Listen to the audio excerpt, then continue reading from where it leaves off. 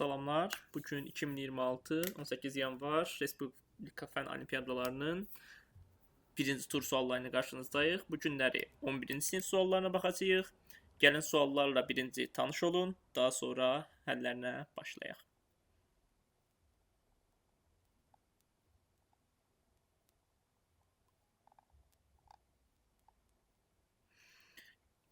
Keçəcək həllər hissəsinə. Birinci sualımızda belə bir ifadə verilibdir. Bizdən x-in neçə olduğunu soruşur. Soldakı ifadənin həm surətində, həm məxrəcində ən az 3 üstü x minus 1 var. Yəni məxrəc və surəti 3 üstü x minus 1 ilə ixtisar eləsək, alınar neçə? 16 üstə gəlinsin. Burada bir dənə 3 qalır. 3 vur 16, 48. Burada qalır 4 vurulsun 3 üstü 2, yəni 9, 36. Üstə çıxılsın. 2 vurulsun 1, 2. Bu da eləyir 64-də 34. Bu da alınır 17-də 32. 32-ni yerinə yaza bilərik. 2 üstü 5. Bu bərabər olmalıdır sağdakı ifadəyə 17-də. İndi kub kök altı 2 üstü x minus 1-in yerinə yaza bilərik nə? Kub kök altını düşürə bilərik. X minus 1 bölü 3 kimi yaza bilərik. Deməli 2 üstü 5, 2 üstü x minus 1 bölü 3'e bərabər olmalıdır. Buradan rahatlıqla tapılır ki, x 16 olur. Axtardığımız cavab B variantı olacaq. Növbəti suala keçək. X birdən kiçik bir ədəd olmaq şərti ilə bu ifadəni sadələşdirməliyik. Rahatlıqla görə bilərsiniz ki, bu x çıxılsın 2-nin kvadratıdır. Amma x çıxı ki, mənfi ədəd olacağından bu şərt daxilində kökün altına çalandan sonra çıxacaq nə? 2 çıxılsın x. Çünki kök altından müsbət ədəd çıxmalıdır. 2 çıx x-i bununla birləşdirərsək alınacaq nə? X kvadrat çıxılsın 2x üstə gəl 1. O da eləyir x çıx 1-in kvadratı. Bayaqki ilə eyni səbəbdən bu ifadə kökün altındadır. Tam kvadratdır. Amma x çıx 1 mənfi ədəd olduğundan, çünki x 1-dən kiçikdir. Bu kökdən də çıxacaq 1 çıxılsın x. Deməli bu ifadə 1 çıx x-dir. 1 çıx x-in üstünə də x gələndə alınır 1. Axtardığımız cavab C variantı. Növbəti suala keçək. ABCD ardıcıl cüt müsbət ədədlərdir. A ilə C-nin ədədlərinin cəmi B ilə D-nin hasilinin 5-də 1-nə bərabərdir. Bu ədədlərin ədəd ortasını tapın. Gəlin elə ədədləri ardıcıl cüt ədədlər olduğu kimi yazaq. A, A plus 2, A plus 4 və A plus 6. Bizdən axtarılan şey nədir? Bu ədədlərin ədəd ortası, yəni 4A üstə gəlinsin 12-nin 4-ə bölünməsindən alınan ədəd, yəni A plus 3 axtarırıq. Biz bunu axtarırıq. İndi verilən ifadəni riyazi dilə çevirsək, A plus 2, yəni A ilə A plus 4-ün cəmi alınır 2A plus 4. Bərabər olmalıdır nəyə? B ilə D-nin hasilinə B bölü D, yəni A plus 2 vur A plus 6 bölünsün 5. 5-i sola keçirirəm və bunu açıram. 10A üstə gəlinsin 20 bərabər olacaq nəyə? A kvadrat üstə gəlinsin 8A üstə gəlinsin 12-yə. Sadələşdirsəm, hamısını sağa keçirmirəm. 10-anı sağa keçirirəm. Burada A kvadrat çıxılsın 2A alınır. Burada bir dənə 1 saxlayıram. 11-i atıram sola. 9 bərabərdir. A çıxılsın 1-in kvadratı alınır. A müsbət ədəd olduğundan biz buradan tapırıq ki, A 4-üymüş. A4-ü gətirib yerinə qoyanda axtardığımız cavab 7 alınar, hansı ki A variantıdır. Keçək növbəti suala. Bir çoxluq məsələsi verilib. Çoxluq məsələsi üçün bir Venn diaqramı çəkək. Hələlik.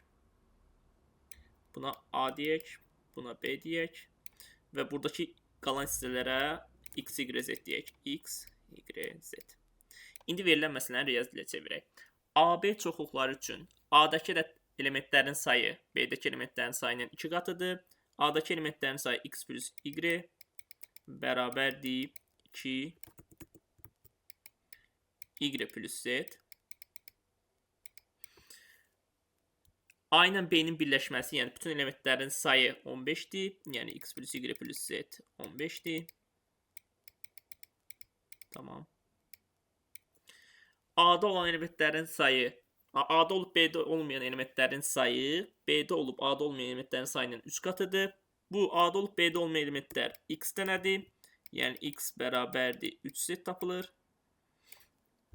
Deyir A ilə B-nin kəsişməsini tapın. Yəni Y bərabərdir sual. Tamam. Burada x bərabərdir 3z. X plus y plus z-də x plus y-in yerinə z çıxılsın 15 yaza bilərəm burada. Yəni 15 çıxılsın z. Buradakı 2z-i də sola at. Daha sonra bu z-i sağa, 2y-ni sola atsam 15 çıxılsın 2y bərabər nə alınar? 3z alınar. Hansı ki həm də bərabər nəyə? X-a. Oxşar məntiqlə x bərabərdir 3z-i də buraya yazsaq, taparıq ki 4z üstü gəl y bərabər nəyə? 15-ə. İndi bu 15-i burada əvəzləsək, alınacaq neçə? 4z üstə gəlinsin. Y çıxılsın. 2y bərabərdir 3z tapılar. Deməli, buradan tapılır ki, z bərabərdir y olmaq zorundadır. Z y bərabərdir, x 3z bərabərdir. Onda burada neçə alınacaq? 3z üstü gəl, z üstü gəl, z. 5z bərabərdir 15. Z 3 tapılar. Hansı ki o da y-yə bərabərdir. Və x neçə tapılar? X bərabərdir 9 tapılar. Yoxlaya bilərik. 9 üstə gəl 3 12, 3 üstə gəl 3 6, 6 vur 2 12-dir. Ədədlərin cəmi 15-dir. Həqiqətən 9 da 3-ün 3 qatıdır. Deməli şərti ödəyirlər. Onda A ilə B-nin kəsilməsi y nədir? 3-dür. Y variant axtardığımız cavabdır. Keçək növbəti suala. A2, 3B 4 rəqəmli ədədinin 6-ya bölünə bildiyini bilirik. A plus B ən çox neçə ola bilər? Əgər A9 yoxlasaq, B8 ödəmir, B7 də şərt ödəmir. Çünki B7 2-yə bölünmür. B6 ödəmir. Ən az B4 olmaq zorundadır ki, şərti ödəsin. Amma bundan daha böyük bir həllimiz var. A8 olduqda B9 yenə şərti ödəmir, çünki tək ədəddir. Amma B8 şərti ödəyəcək. Niyə? 8 üstü gəl 2, 10. 10 üstü gəl 3, 13. 10 üstü gəl 8, 21. 3-ə bölünür. 8 2-yə bölündüyü üçün bu ikisi də 6-ya bölünür. A8, B8 şərti ödəyir. Cavabımız A variantı. Keçək növbəti suala. 2 açıq 1 bölü A5-dir. Bu ifadəni tapmamız soruşulur.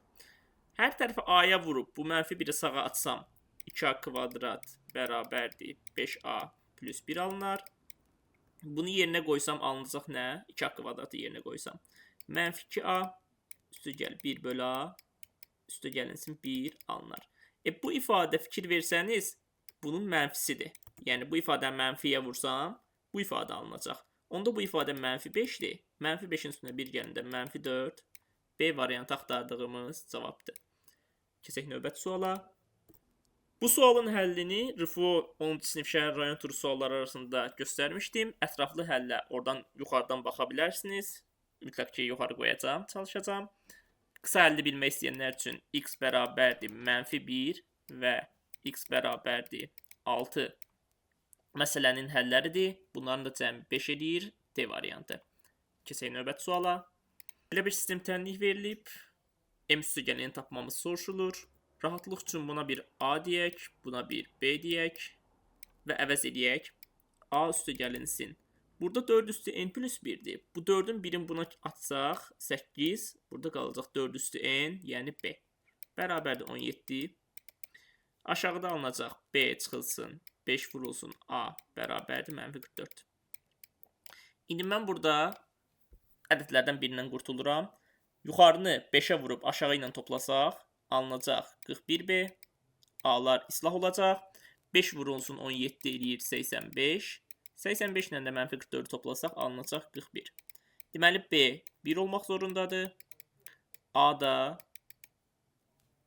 buradan tapılır ki 9 olmaq zorundadır. Tamam. B1 nə deməkdir? 4 üstü n 1'ə bərabərdir. Onda n 0 olmaq zorundadır. A9 nə deməkdir? M2 olmaq zorundadır. 0 ilə də 2-nin cəmi neçə eləyirmiş? B variantı 2 eləyirmiş. Keçək növbəti suala. 3 üstü 444 üstə gəl 4 üstü 333 ədədi 7-yə bölünəndə alınan qalığı tapın.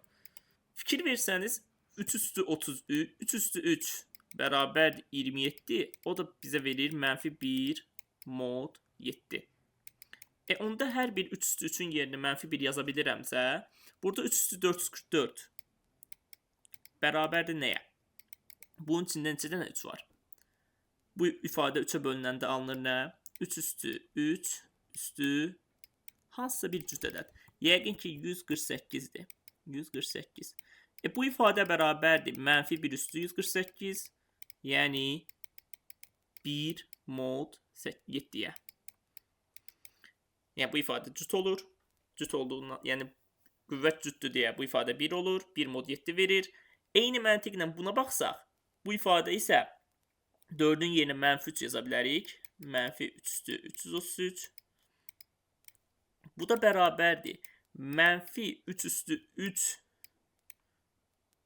üstü 111. -3 üstü 3 eləyir -27. -27 də əslində nəyə bərabərdir? 1'ə bərabərdir. Yəni 1 üstü 111 bərabərdir 1 mod 7 olar. 1 mod 7 ilə 1 mod 7'nin cəmi neçə eləyir? 2. 7'yə bölünəndə 2 qalıq qalmalıydı. Cavabımız Y variantı. Keçək növbəti sualımıza. Çox maraqlıdır. 11-ci sinifdən niyə belə sadə bir sual düşübdür? Bu ədədin neçə rəqəmli ədəd olduğu soruşulur bizdən. 16 üstü 5, 2 üstü 4 üstü 5 deyən 2 üstü 20. 25 üstü 11 isə bərabər nəyə? 5 üstü 22'yə. Buradan tapılır ki 5 üstü 2'ni çıxardıram 25. 2 üstü 20 ilə də 5 üstü 20'ni vururam. Alınır nə? 10 üstü 20. 10 üstü 20 o deməkdir ki 20 dənə sıfırımız var. 20 dənə sıfır. 2 dənə də rəqəmimiz buradan gəlir. Cavabımız 22 rəqəmlidir deməkdir bu. B variantı. Keçək növbəti suala. Bu ifadənin mənfi olmayan neçə n qiymətində, yəni sıfırdan böyük bərabər qiymətlərində bu ifadə tam ədəd olar. Biz bunlara elə bir əbob tapırmış kimi eləyək və yaxud da polinom bölməsi eləsək. N kvadrat çıx n-i n çıx 3'ə bölmək istəsək. N kvadratın içində neçə dənə var? N dənə. Vurdum n-ə çıxdım. N kvadrat çıxılsın 3n. Deməli n kvadrat çıx n-dən n kvadrat çıx 3n çıxanda qalır. Neçə? Müsbət 3n-dən mənfi n toplanır, 2n qalır. 2n'in içində neçə dənə n çıx 3n var? 2 dənə. Üstü gəl 2. Bunu 2'yə vurdum, çıxdım. 2n çıxılsın 6. Qalıqda qaldı 6. İndi yuxarıdakı ifadə aşağıdakına tam bölünürsə, bu o deməkdir ki, bu 6 n çıx 3'ə tam bölünməlidir. Yəni 6 bölünsün n çıx 3. Tam ədəd olmalıdır. İndi n sıfırdan böyük bərabərdirsə, 6'nın bölənlərinə bərabər eləyirik, sıfırdan böyük bərabər. Cavabı tapırıq. 6'nın hansı bölənləri ola bilər bu n çıx 3? -3 ola bilər, -2 ola bilər, -1 ola bilər, 1 ola bilər, 2 ola bilər, 3 ola bilər və 6 ola bilər. Neçə cavabımız var? 7 cavabımız var. Cavabımız nədir? C variantı 7. Keçək növbəti suala. Növbəti suallar arasında 16-cı, 14-cü və 12-ci sualların izahı 10-cu sinif videosunda verilmişdir. Yenə videonun linkini yuxarıda qoyacağım. Zəhmət olmasa oradan izləməyə davam ediniz. Və biz izah edəcəyik 13-cü və 15-ci sualları. Fx bərabərdir x kvadrat çıx 3x üzəgəl m çıx 1 parabolası apsis oxuna toxunursa m neçədir? Apsis oxuna toxunmağı ilə o deməkdir ki, bu ifadənin diskriminantı 0'dır və yaxud da bu ifadə 0'a bərabər olmalıdır. Yəni tam kvadrat olmalıdır. A çıx b-nin kvadratı olmalıdır. Bu ifadəni tam kvadrat eləyən m-i tapmalıyıq. Diskriminantı yazıb 0'a bərabər etsək kifayətdir. Diskriminant bərabər nəyə? 9 çıxılsın 4 m çıxılsın 1 bərabər 0. Biz buradan tapırıq ki m çıx 1 bərabərdir 9 bölünsün 4. Deməli m bərabər imiş 4-də 13'ə. Axtardığımız cavab Y variantı. Keçək növbəti suala. Px çox hədlisində P3 5'dir, P -3 4'dür. Px'i x kvadrat çıx 9'a böldükdə alınan qalığı tapın. Deyək ki, Px polinomun bölmüşük x kvadrat çıx 9'a. Qismətdə alınıb bir Qx polinomu. Qalıqda alınan polinom 1 və ya 0-cı dərəcəli ola bilər və yaxud da ax plus b şəklində yazıla bilməlidir. Çünki bölən Bölənin dərəcəsi 2-dirsə, qalığın dərəcəsi 2-dən kiçik 1 və ya 0 ola bilər. İndi P3 və -3 qiymətlərini yerinə yazanda bu sıfırlanır. P3 bərabərdir nə tapılır? 3A üstə gəl B bərabərdir 5. P-3-ü yerinə yazsaq, P-3 bərabərdir -3A üstə gəl B bərabərdir 4 tapılar. Buradan sistem tənliyi toplayıb B bərabərdir 9/2 taparıq. B 9/2 olan bir dənə variant var aramızda. Axtarıb rahatlıqla tapa bilərsiniz ki, A da 6-da 1-dir. Cavabımız A variantı. Keçək növbəti suala. Eyni ilə 17 və 18-ci sualların izahlı həllərini 10-cu sinif videomuzda yuxarıdan baxa bilərsiniz. Hələlik cavabları deyə bilərik ki, 17-ci sualın cavabı Y variantı, 18-ci sualın cavabı isə A variantı 13-dən 90 olacaq. Biz keçirik 19 və 20-ci sualların izahına. Deməli, ABCD 4 bucaqlısında BAC, BCA 15-ə bərabərdir, CAD 45 dərəcədir, ACD 30 dərəcə olarsa DBC bucağını tapın. Yəni, buranı tapmalıyıq. Qurma ilə də eləmək olar, trigonometriya ilə də eləmək olar. Sizə maraqlı bir qurma həllini göstərim. AB bərabərdir BC-yə. Mən onları bir dənə də belə uzadıram Y nöqtəsinə. Hansı ki, YB də bunlara bərabərdir. Və onu A ilə birləşdirirəm. Biz möhtəşəm üslü teoremindən bildik ki, AB mediandır və böldüyü hissələrə bərabərsə, bu 90 olmalıdır. 90-ın 15-i burada verilibsə, bura 75-dir. Burada 75-dir. Hər halda bərabər yanlıdır və bura 150 olur. Bu doğrudur. Bu sualda maraqlı olan hissə odur ki, fikir versəz, bura 135 dərəcədir. Bura isə 45 dərəcədir. Deməli, qarşı tərəflərin cəmi, yəni A bucağı ilə C bucağının cəmi 180 dərəcədir. Onda D, A, Y, C bir çevir üzərindədir. Üzərindədir. Üstündə. Həm bir çevir üzərindədirlər, həm də Y, A və C nöqtələri B-dən eyni məsafədə uzaqlıqda yerləşir. Və siz bunu təxmin edə bilərsiniz ki, böyük ehtimalla YAC-ni xaricinə çevrə çəksək, həmin mərkəz B olduğu kimi, həmin çevrədən D də keçdiyindən, deməli D də B mərkəzli çevrənin üzərindədir. Belə fikirləşin.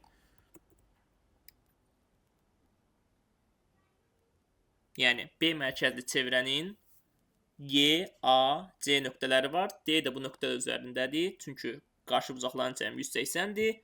Onda BA həm də bərabərdir BD-yə. Bura 60-dır, bura 60-dır. Bu bir bərabər tərəfli üç bucaq imiş. Bu da 60 olur. Bu 60 olanda bura neçə qalır? Bura qalır 90. Çünki daxili bucaqların cəmi 180 olmalıdır. Cavabımız C variantı. Keçək son və növbəti sualımıza.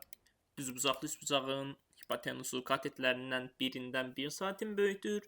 Bu üçbucağın daxilinə çəkilmiş çevrənin radiusu 2 cm-dirsə, onun xaricinə çəkilən çevrənin radiusunu tapın. Bir düzbucaqlı üçbucağımız var. Ümumiyyətlə, elə buna x desək, buna x plus 1 desək, yəni həmin katet bu olsa, daxilə çəkilən çevrənin radiusuna aid düstur var düzbucaqlı üçbucaqda. Katetlərin cəmi, yəni A plus B çıxılsın hipotenus bölünsün 2. Bizim katetlərin cəmi x ilə x plus bu kateti bilmirik, ona B qalsın. Bu katetlə bu katetin cəmindən x plus 1 çıxanda qalır nə? B çıxılsın 1. Çünki x-lar bir-birlərini islah aparır və 1 qalır. Böl 2 bərabər nəyə? 2 cm-ə. Buradan tapırıq ki, B 5-dir. Əgər Pifaqor teoremi tətbiq eləsək, buradan rahatlıqla taparıq ki, x bərabərdir 12-dir. Xaricinə çəkilmiş çevrənin radiusu nə deməkdir? Düzbucaqlı üçbucaqda xaricə çəkilən çevrənin radiusu hipotenusun tən ortasında olur. Çünki möhtəşəm üçlü teoremindən bilirsiniz ki, həmin mərkəz 3 dənə nöqtədən də eyni məsafədə uzaqlıqda yerləşir. Bu nöqtə radius nə deməkdir? Radius həmin hipotenusun yarısı deməkdir. Yəni x plus 1 bölü 2 axtardığımız cavabdır. 13 bölünsün 2, 6.5 bizim cavabımız olacaq. D variantı. Təşəkkürlər bura qədər qulaq asdığınıza görə. Videonu bəyənib, abunə olmağı və paylaşmağı unutmayın. Böyük bir dəstək olmuş olarsınız.